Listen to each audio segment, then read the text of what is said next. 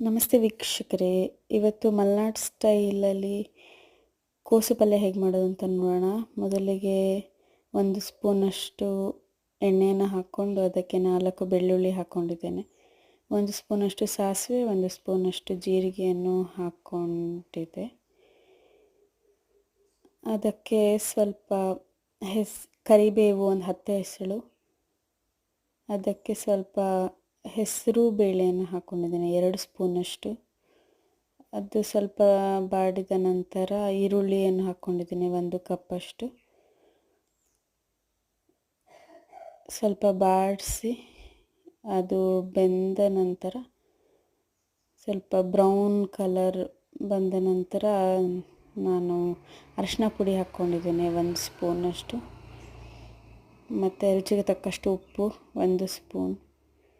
ಮತ್ತು ನಾವು ಮಲ್ನಾಡ್ ಸ್ಟೈಲಲ್ಲಿ ಗ್ರೀನ್ ಚಿಲ್ಲಿ ಪೌಡರ್ ಅಂದರೆ ಸಣ್ಣ ಮೆಣಸಿನಕಾಯಿ ಪುಡಿ ಮಾಡಿಟ್ಕೊಂಡಿರೋದು ಡ್ರೈ ಮಾಡಿ ಅದನ್ನು 1 ಸ್ಪೂನ್ ಹಾಕಿ, ಮತ್ತೊಂದು ಸ್ಪೂನ್ ಮೆಣಸು, ಕರಿಮೆಣಸಿನ ಬಿಳಿ ಮೆಣಸಿನ ಪುಡಿಯನ್ನು ಹಾಕ್ಕೊಂಡಿದ್ದೇನೆ. ಮತ್ತು ಕೋಸು ಕಟ್ ಮಾಡಿ ತೊಳೆದಿರೋ ಅಂಥದ್ದು ಎಲೆಕೋಸು ಅದನ್ನು ಸೇರಿಸ್ಕೊಂಡು ಅದಕ್ಕೆ 1-2 ಸ್ಪೂನಷ್ಟು ಹುಣಸೆ ರಸ ಸೇರಿಸಿ ಹಾಗೆ ಬೇಯಲಿಕ್ಕೆ ಬಿಟ್ಟಿದ್ದೇನೆ. ಒಂದು 10 ನಿಮಿಷ ಬೇಯುತ್ತೆ. ನೀರೇನು ಹಾಕೋದು ಬೇಡ, ಅದೇ ನೀರು ಬಿಟ್ಕೊಳ್ತದೆ ಕೋಸು, ಸೊ ಅದರಲ್ಲೇ ಬೇಯ್ತದೆ. ಇಷ್ಟು ಬೆಂದ ನಂತರ ಕೋಸು ಮುಟ್ಟಿ ನೋಡಿದ್ರೆ ಸಾಫ್ಟ್ ಆಗೋ ಅಷ್ಟು ಬೆಂದ ನಂತರ ಸ್ವಲ್ಪ ಕಾಯಿ ತುರಿ ಮತ್ತು ಕೊತ್ತಂಬರಿ ಸೊಪ್ಪನ್ನು ಸೇರಿಸಿದ್ದೇನೆ.